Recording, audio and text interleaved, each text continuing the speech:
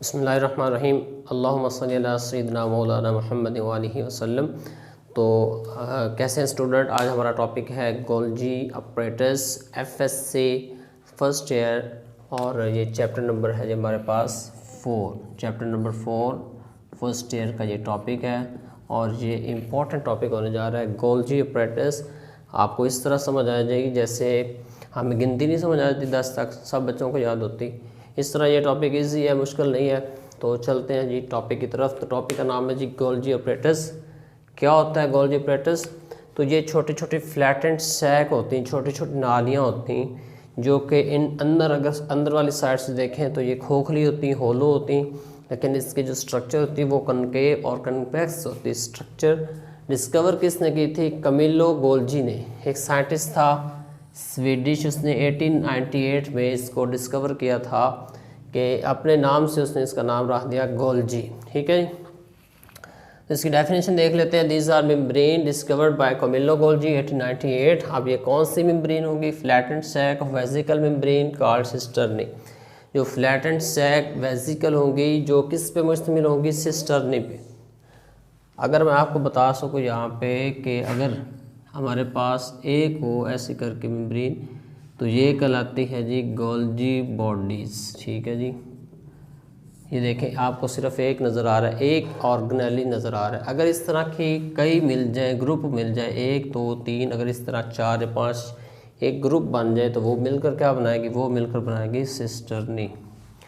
तो यहाँ तक क्लियर हो गया। गोल्जी होगी तो एक, और एक से ज़्यादा होगी तो क्या कहलाएगी? सिस्टर्नी। तो यहाँ पे है कि flattened sac of vesicle membrane called cisternae. अब जब सिस्टर्नी इकट्ठी होंगी तो वो क्या बनाएंगे? Cisternae combine to form Golgi complex or apparatus. जैसा हमारा टॉपिक है गोल्जी ऑपरेटर्स, तो जब ये आपस में इकट्ठी होंगी तो ये क्या बनाएंगे? Golgi operators. तो अगर इस तरह की सिस्टर्नी एक से ज़्यादा होंगी सेल के अंदर, एक यहाँ पे ग्रुप बन जाए, एक यहाँ पे बन जाए, एक यहाँ पे, यानी इस तरह के कम्बिनेशन हो जाए मुख्तलिफ ग्रुप्स का, तो वो मिलकर कहलाएगा गोल्जी ऑपरेटर्स। अब इसके स्ट्रक्चर देख लेते हैं। आपको यहाँ पे स्ट्रक्चर नज़र आ रही, मैंने राइट भी की हुई है।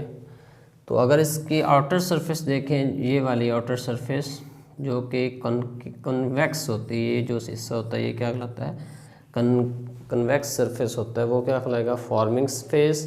जबकि जो इसका अंदर वाला हिस्सा है, ये जो हिस्सा होता है ये होता है कॉनकेव, तो ये क्या कहलाएगा जी? Maturing phase. दोनों फेस के दरमियान आपने फ़र्क याद रखना है, फॉर्मिंग फेस और मैच्योरिंग फेस।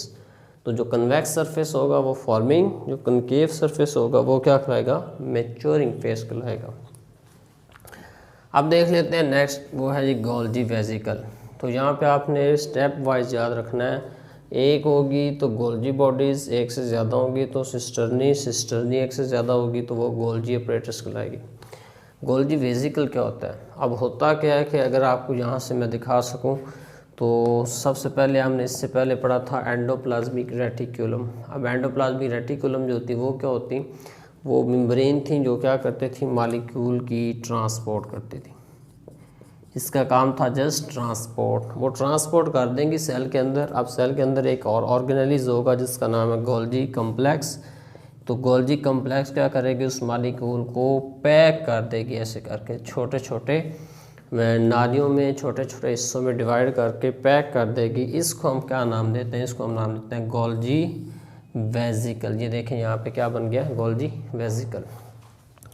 तो ये क्या होता है? Golgi operators pack molecule coming from endoplasmic. उसका काम होता है कि एंडोप्लाज्मिक से आने वाले मॉलिक्यूल को पैक करना इनटू गोल्जी वेजिकल। किस फॉर्म में? गोल्जी वेजिकल की फॉर्म में। ठीक है जी। अब गोल्जी वेजिकल जब बन जाती हैं तो अगला टॉपिक हमारा आएगा लाइसोसोम। तो वो आगे कन्वर्ट हो जाते हैं लाइसोसोम में, छोटे छोटे मॉलिक्यूल में, जो कि सेल के लिए मुख्तलिफ फंक्शन सर अंजाम देते हैं। ठीक है जी। अब इसके बाद हम देख लेते हैं जी इसके ओवरऑल फंक्शन ऑफ गोल्जी।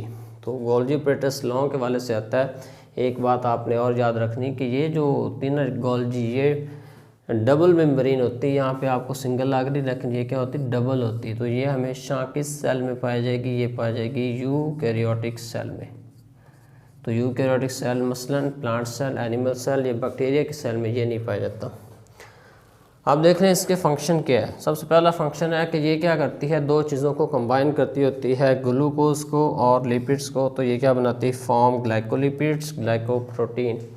या ग्लूकोज को प्रोटीन से जोड़ेगी या ग्लूकोज को लिपिड से जोड़ेगी। तो इसके दो काम है, ग्लाइकोप्रोटीन, ग्लाइकोलिपिड्स। दूसरा है सिक्रीशन ऑफ सेल, यानी कि इसका काम होता है सेल के लिए सिक्रीशन प्रोड्यूस करना, सिक्रीशन बनाना। तो सेल को जब सिक्रीशन मिलेगी तो मुख्तलिफ इंजाइम इसके अंदर होते हैं जो कि मुख्तलिफ चीज़ों की डाइजेशन के लिए अपना फंक्शन करते हैं। नेक्स्ट है इट फॉर्म डाइजेस्टिव ग्रैन्यूल्स। अब होता है क्या कि पेंक्रियाज जो एक ऑर्गन है वो क्या करता है कि छोटे छोटे ग्रैन्यूल, रेबोसोम की तरह ग्रैन्यूल्स बनाता है जो कि इंसुलिन की फॉर्मेशन करते हैं। इसके अलावा डाइजेस्टिव सिस्टम में उनका रोल होता है। तो ये जो ग्रैन्यूल बनेंगे ये भी कौन बनाएगा, ये भी गोल्जी कम्प्लेक्स या गोल्जी अपरेटस बनाएगी। तो यूँ इस तरह ये क्वेश्चन जो है कंप्लीट हो जाता है और ये लॉन्ग क्वेश्चन के वाले से सवाल आता होता है। तो आई होप आपको अच्छी तरह समझ आ गई होगी। तो आपने हमारे इस चैनल को MS सेल बायोलॉजिस्ट को सब्सक्राइब करना है, देखना है वीडियो को और इसको ज़्यादा से ज़्यादा शेयर करना है। Thank you very much. अल्लाह हाफिज़।